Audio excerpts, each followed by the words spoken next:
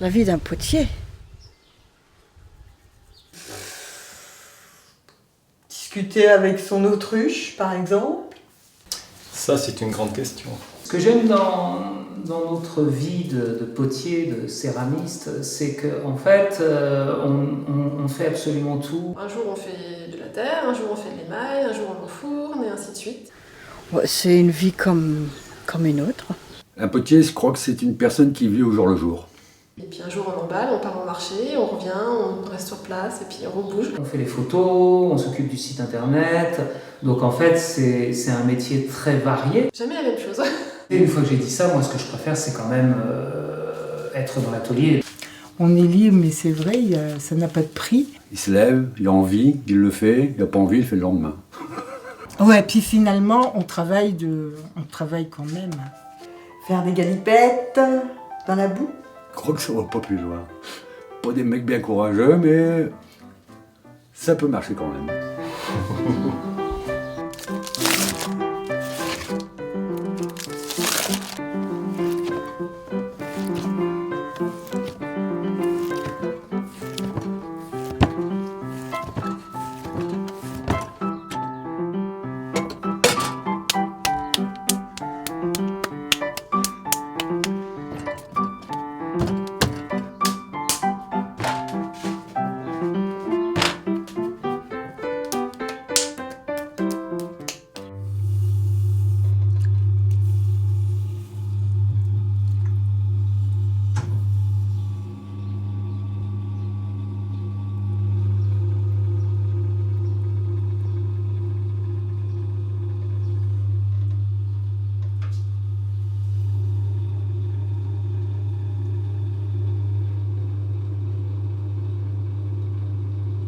D'où viens-tu?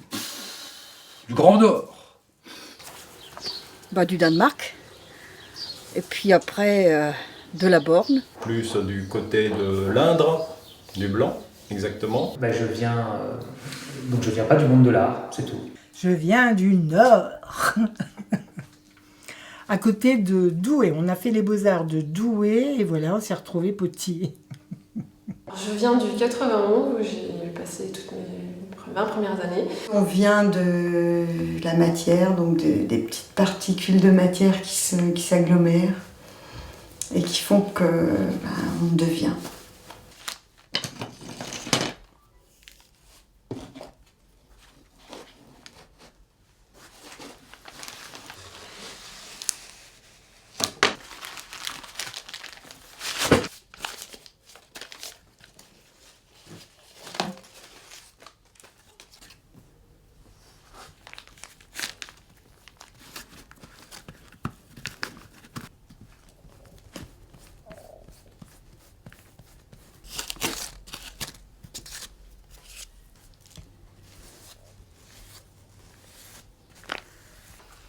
C'est là qu'on rigole, parce que j'ai plus beaucoup de néphélines, alors j'en avais racheté ou pas?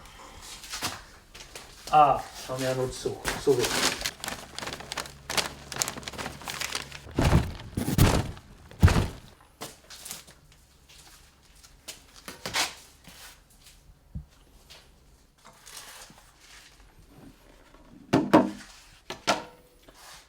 Silice 623.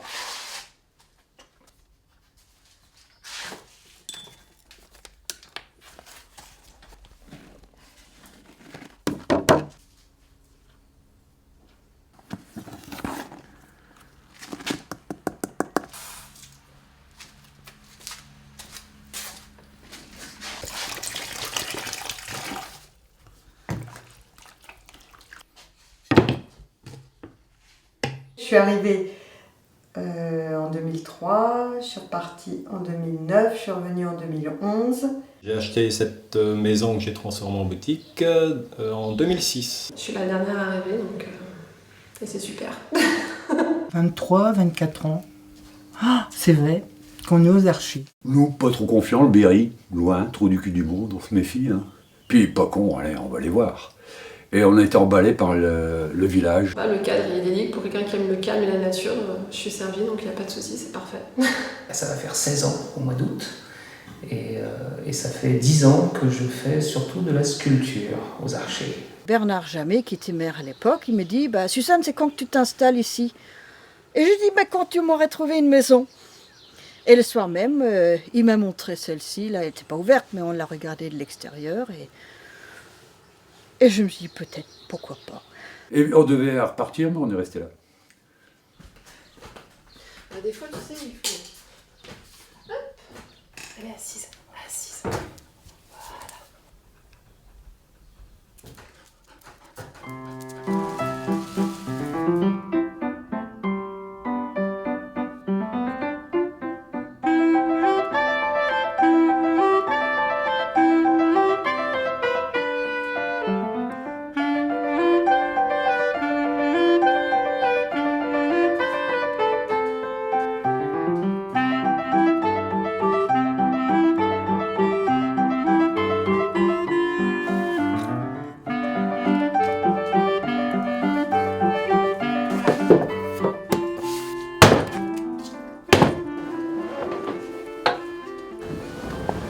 Alors voilà.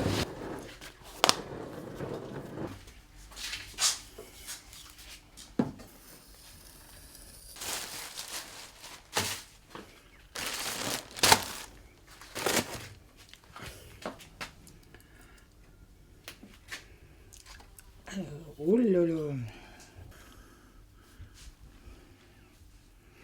Voilà.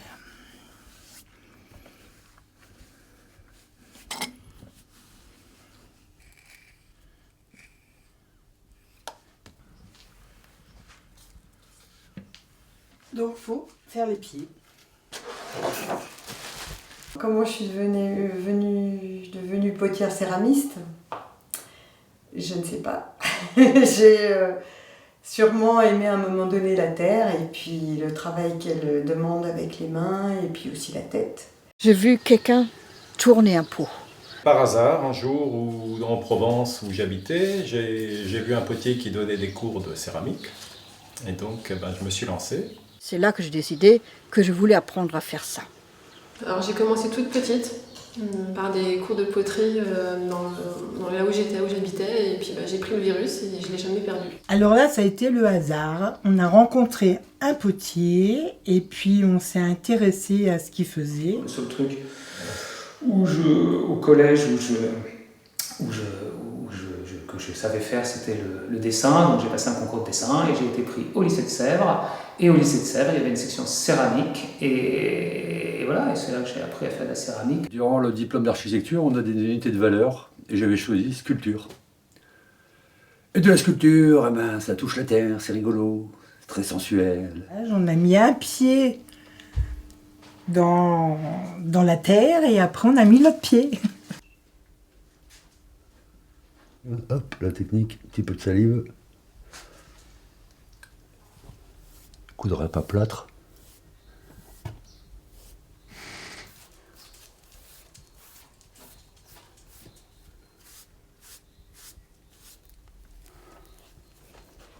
Là.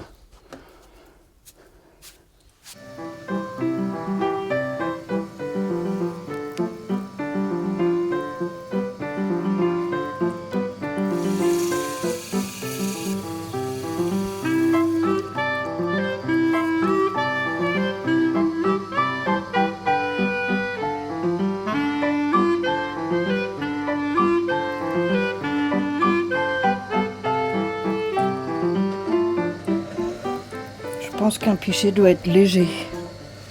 Parce que s'il pèse déjà lourd quand on met quelque chose dedans, c'est désagréable. Donc, c'est peut-être ça qu'on appelle tourner autour du pot. Et ah ben voilà, il était mieux celui-là. Moi, je travaille davantage de la sculpture animalière que l'utilitaire. Je suis le seul qui fait des sculptures qui soient presque abstraites. Je travaille la terre mais la plaque. On travaille plus sur commande que sur, fabriquer des pièces en série, quoi. Je fais des oiseaux, donc ça, c'est quand même comme ça qu'on me reconnaît aussi. Un projet, une idée, puis c'est amusant d'essayer de comprendre ce qu'ils veulent et puis de le réaliser, quoi. Des petits oiseaux, en plus je mets du métal. Je mets des petites pattes en métal. Bon, et sûr qu'il y a les épis de fêtage, Ça, c'est l'offre et la demande. Comme on est assez rare maintenant à fabriquer ce type de pièces, c'est bon, une spécificité obligatoire, quoi. C'est souvent la bonne humeur. Et je pense que ça se trouve dans mes poteries. C'est une technique. Et j'ai des gabarits et puis je fais la forme. Pour la plupart, c'est du raku, donc la cuisson un peu particulière où il y a un défournement à haute température, enfin à température de 1000 degrés environ. Donc c'est surtout des pièces qui sont cuites en haute température et que je patine après cuisson, donc ce ne sont pas des émaux ni des engobes. Bah nous, c'est tout le temps là-bas, c'est du grès. On travaille à 1300 degrés, c'est une terre qui peut aller dehors, surtout des pièces qui sont assez solides, quoi. Il se passe plein de choses dans la pièce. Sur l'émail, se provoquent des petites craquelures. Il y a un enfumage dans des copeaux de bois qui noircissent la terre. La poterie, il y a le côté, je fais des belles choses, mais je peux m'en servir aussi. Je peux boire dans un bol tout simple, mais qui exprime tellement de choses.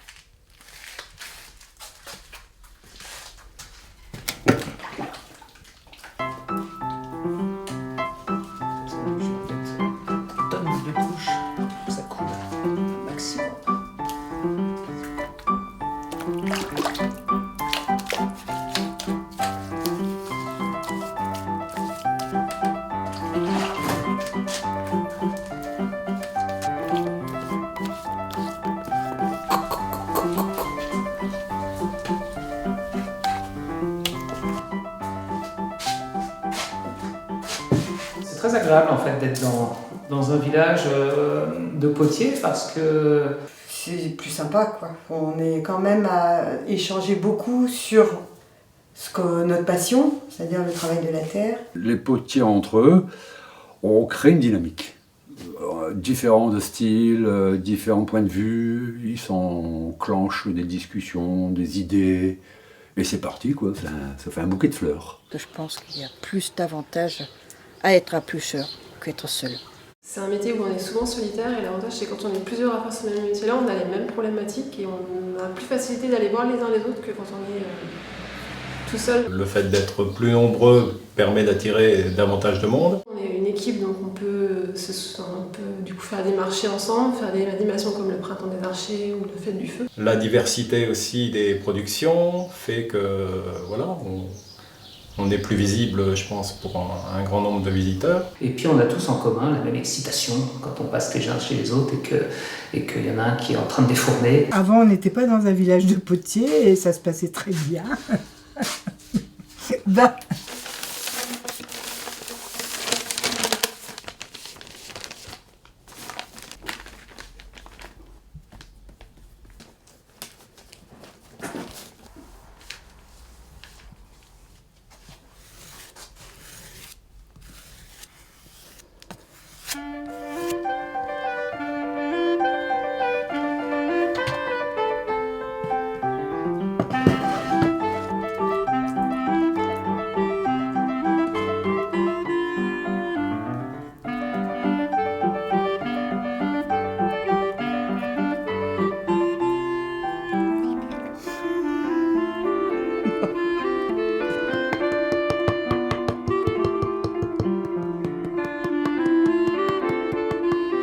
Hey, c'est lutin.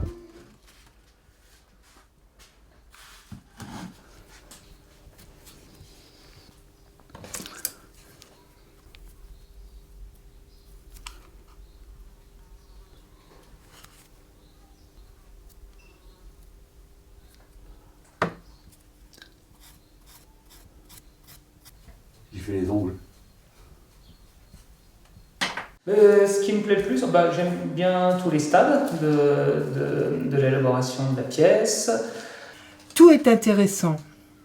Je crois que j'apprécie tous au moment où je suis dedans. Mais c'est vrai que j'aime bien quand c'est fini, hein, quand même, avant tout.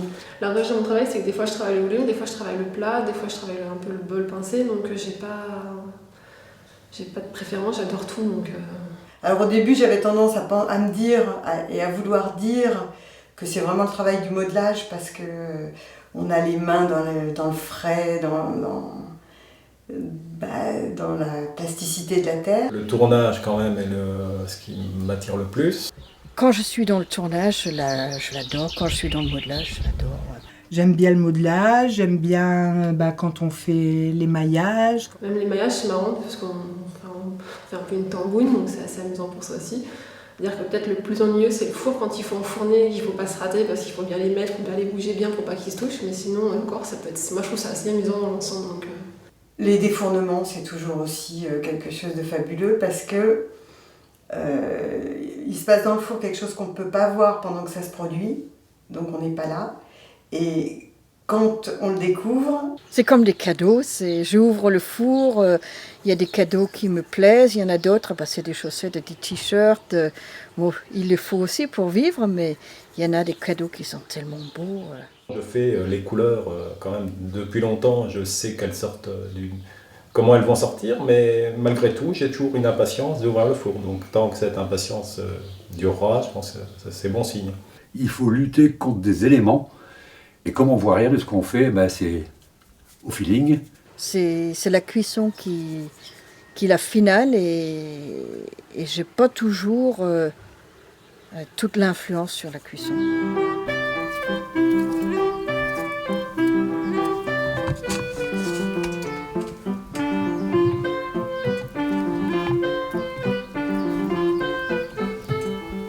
La terre, c'est des microscopiques plaquettes. Et quand ils sont comme ça, ils sont tout en vrac, empilés dans tous les sens. Et le fait de le tirer, comme ce que je fais là, et le tournage aussi d'ailleurs, ça les aligne comme des tuiles.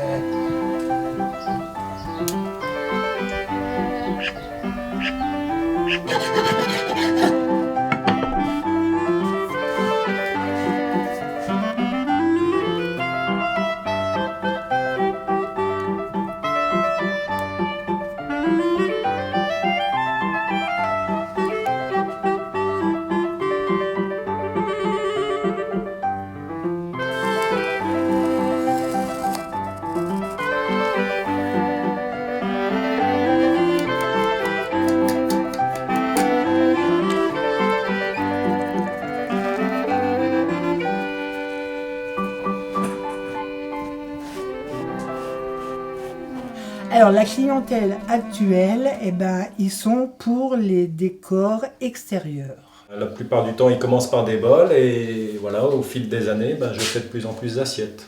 Donc ça veut bien dire que voilà, petit à petit, les services se montent. plutôt des coups de cœur. J'ai pas vraiment de clientèle attitrée. C'est souvent des gens qui voient une pièce et puis ils vont adorer et ils vont la prendre. C'est des gens avec qui, souvent, il y a des vrais échanges. On parle de plein de choses qui sortent de la poterie d'ailleurs, souvent. Des gens qui sont très proches de moi, c'est-à-dire qui ont souvent les mêmes goûts que moi, en musique, voilà. D'ailleurs, pratiquement tous les gens, pas les clients donc, les gens qui repartent avec mes pièces sont des gens avec qui je deviens ami. Bon, il y a deux types. Il y a les gens qui viennent ici pour acheter un petit cadeau pour un truc de mariage ou c'est un truc bidule. Hein. Et puis il y a ceux qui viennent commander une pièce justement dans l'idée d'avoir quelque chose qui leur soit personnel.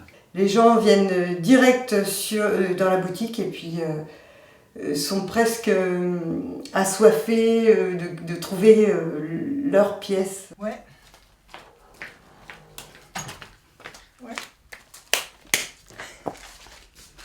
Alors,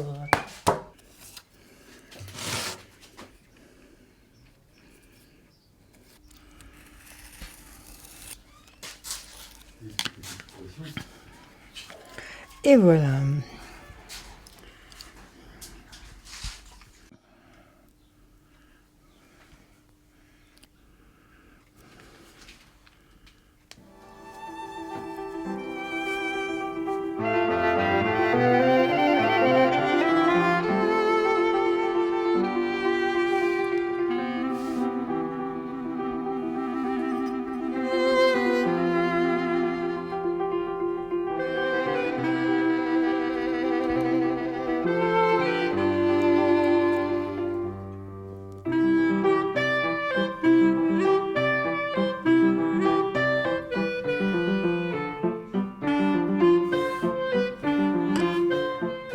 le potier idéal, je ne sais pas. Il n'y a pas vraiment de petit idéal, je pense. C'est chacun fait ce qui est au mieux pour lui et ce qui correspond le plus à ce qu'il veut partager et représenter. C'est celui qui prend plaisir à faire ce qu'il fait. Tout simplement. C'est quelqu'un qui il a de l'imagination, il a de l'imagination. Déjà, il y a potier et céramiste, parce que le potier fait des pots. Les potiers, les céramistes, les sculpteurs, les artistes, les artisans, en fait, ça n'a pas d'importance, tout ça. C'est que des mots. On a tous une richesse en nous qui fait qu'on peut créer et voilà, faire plein de belles choses. Il n'y a pas vraiment d'idéal, donc un potier, pour moi, le potier idéal... Ça peut être celui qui est capable de tout faire. Il connaît parfaitement, il maîtrise tous les éléments de A à Z, mais ce mec-là, il doit avoir que 500 ans, donc il n'existe pas. C'est plus par rapport à la recherche. Hop, on va commencer par la petite.